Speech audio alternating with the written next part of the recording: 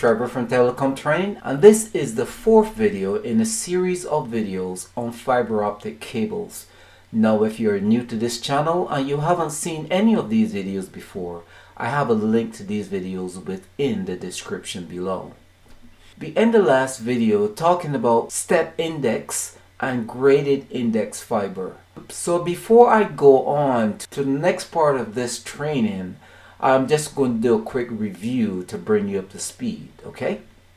As we talked about before, light that's sent from the laser or LED into the fiber optic cable is sent in on an angle, and this is called the angle of acceptance. Because the refractive index of the core of the fiber cable is different from the refractive index of air, which is 1.0 for air and is 1.47 for glass, what happens is that the light changes direction within the glass because of this change in refractive index.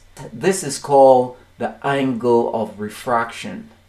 And when this happens within multimode fiber cable, you don't just have one light path going towards the cladding and being reflected off the cladding.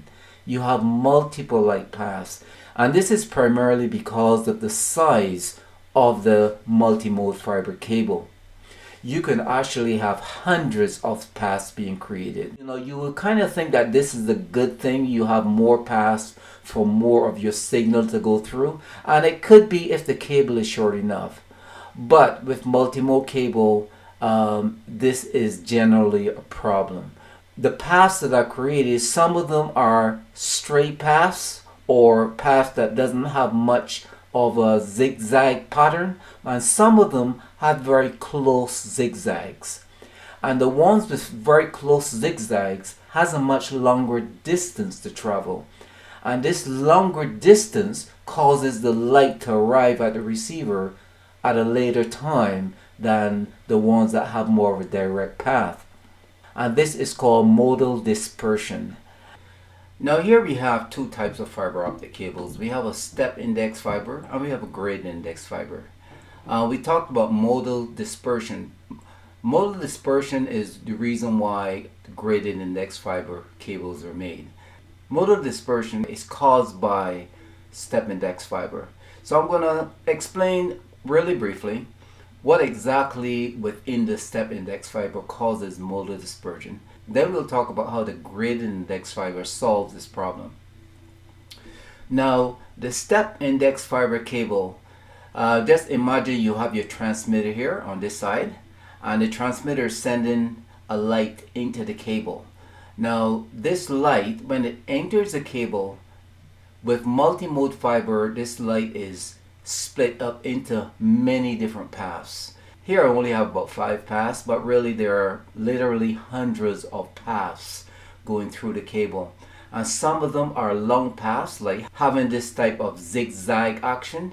This increases the distance, and some of them have a direct path right down the middle, which is much less distance. So the light that's on these paths will get to the receiver much quicker, and the light that's on these zigzag paths would take much longer to get to the receiver.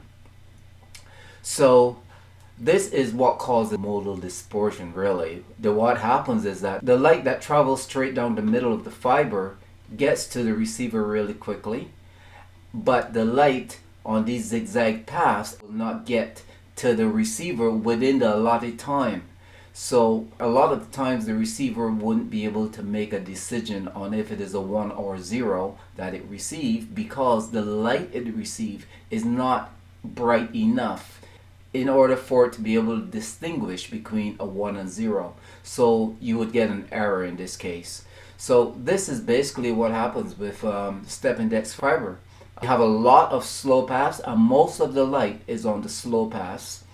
And the fast paths carry light as well, but not enough where the receiver could distinguish between a 1 and 0 using those paths alone. So errors resulted, as I said before. Now, graded index fiber was made to solve this problem.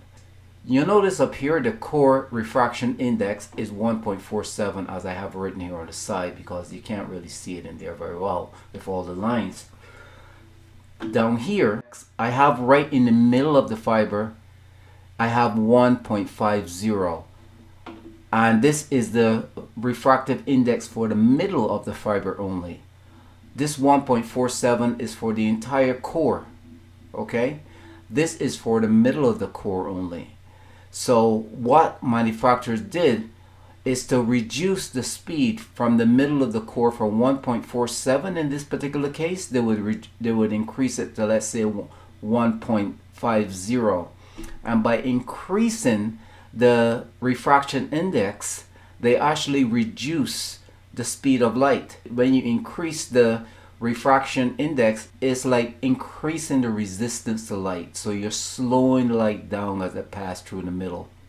And the reason they did this is so that the middle would not arrive at the other end without the other paths. They want all of the paths to arise at the same time. So they reduce the middle so that the middle would actually, in a way, wait for the other paths. The middle is reduced, so there's less speed on the middle by having 1.50 refraction index.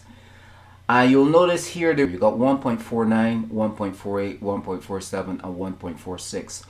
So the refraction index started going down. And when you decrease the refraction index, you're actually increasing the flow of light because you're decreasing the resistance to light here. So light can flow much better here at 1.46 than it can at 1.50. So what they did here is, for most of these zigzag lines travel mostly in these areas. Just around the middle is crossing over the 1.50 mark, but everything else is much faster. So what they're doing is increasing the speed for these zigzag lines and decreasing the speed for the middle, which was faster than all the others. By decreasing the middle and increasing everything else, they did this so that all of the paths would arrive at the receive end at the same time, thereby preventing modal dispersion. This was the fourth video in our fiber optic cable series. In the next video, we'll be talking about wavelengths and how we can use them to transmit data through multimode fiber.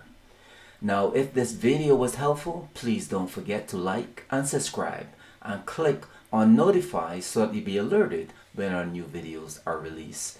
This is Trevor from Telecom Training. Thank you for watching, and I'll see you in the next video.